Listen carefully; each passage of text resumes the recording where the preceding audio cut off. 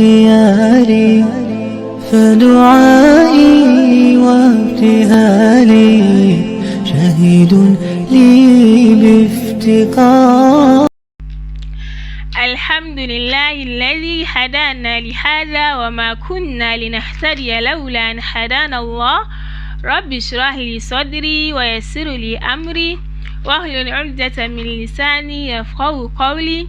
Assalamu alaikum wa rahmatullahi wa barakatuh. I'm Bilkis Khalifa and you are warmly welcome back to the second exciting episode of Pearls of Paradise. In today's episode, I'm going to talk about one great woman who is called by some of the Ansari ladies as Ramla, others who called her Ar-Rumaisa, but she is commonly known as Sulaim. Sulaim was the mother of Anas bin Malik. She was divorced by the husband because she accepted Islam. The husband refused to join him in Islam. Later on, the husband passed away. She became a widow. After some time, she was approached by a rich politic for marriage. The young rich man was called Abu Talha. Abu Talha was really a wealthy man during their time. He offered Sulaim with gold and silver as her mahar, that's her bride price. But Sulaim kindly refused, saying she kindly refused these offers, saying, I am a Muslim and you are a disbeliever, and there is no way that I will be able to marry a disbeliever. Sulaim then took that opportunity, rebuking Abu Talha for his worshipping of tree. She asked Abu Talha, are you not ashamed of worshipping a tree? Abu Talha answered in affirmative. That got him into thinking. While he was contemplating on the question asked by Sulaim, Sulaim softly added, I am a Muslim and the only bridal dowry I would need from you would be your acceptance of Islam. Mashallah, really how fascinating it could be for a woman to take Shahada as her bride price in this 21st century. So this is a question that goes to women out there. Are we also ready to take Shahada as our bride price? The Prophet Muhammad sallallahu alaihi wasallam advised that khairun nikah aisarahu. The best marriage is the easiest, is the marriage that small amount of wealth is being used. Abu Talha, upon hearing this amazing answer from Sulaim, was quite impressed and loved her more for her integrity and intelligence. Abu Talha then took the Shahada right away. As soon as he took the Shahada, they happily got married. It was reported by one great scholar by name Thabit bin Bunani. He said that was the excellent and unique bridal dowry in the history of Islam. Looking at Sulaim radiyallahu anha, she was really a pious woman, because when Abu Talha approached her with marriage, he being a very wealthy man, she didn't look at how wealthy Abu Talha was, because she was thinking of the pleasure of the hereafter.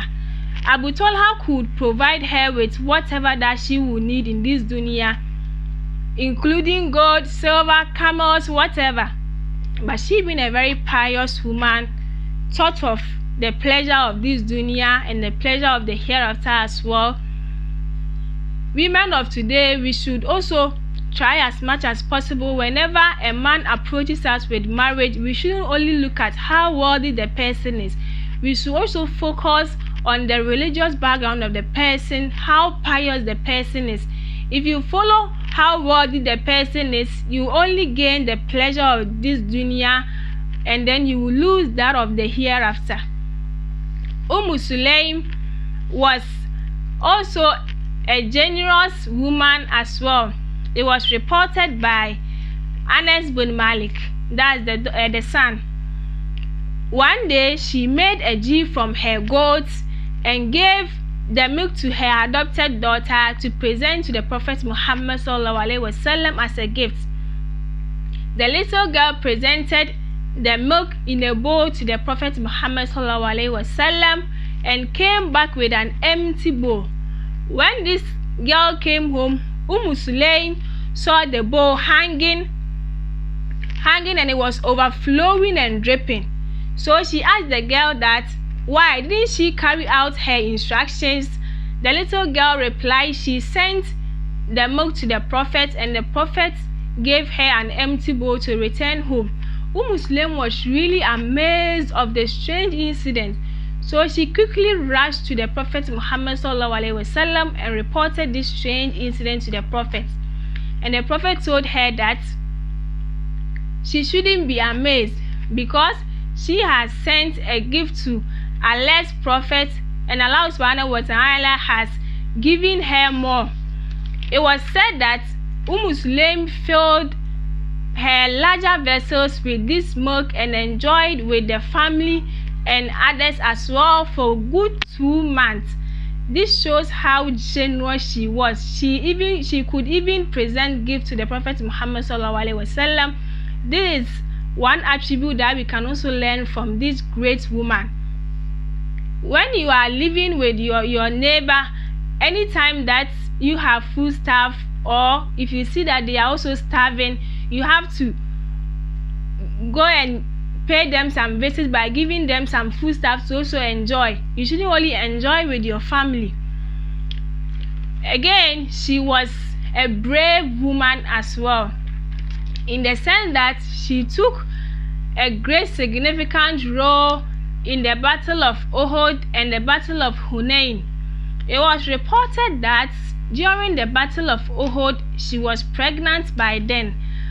But despite the fact that she was pregnant, she and Nana Aisha radhiyallahu anha served the wounded soldiers with bottle of water in a leather. This shows how strong and brave she was. She didn't consider her pregnancy. Women of today, whenever we are sick or we are pregnant, we try to give some flimsy excuses when it comes to the aspect of the religion. Some of us, even when it comes to the aspect of our salah and other religious activity, we try to find some flimsy excuses. But this woman, she being a very brave and strong woman, didn't look at her condition. She still fought in the cause of Allah subhanahu wa ta'ala.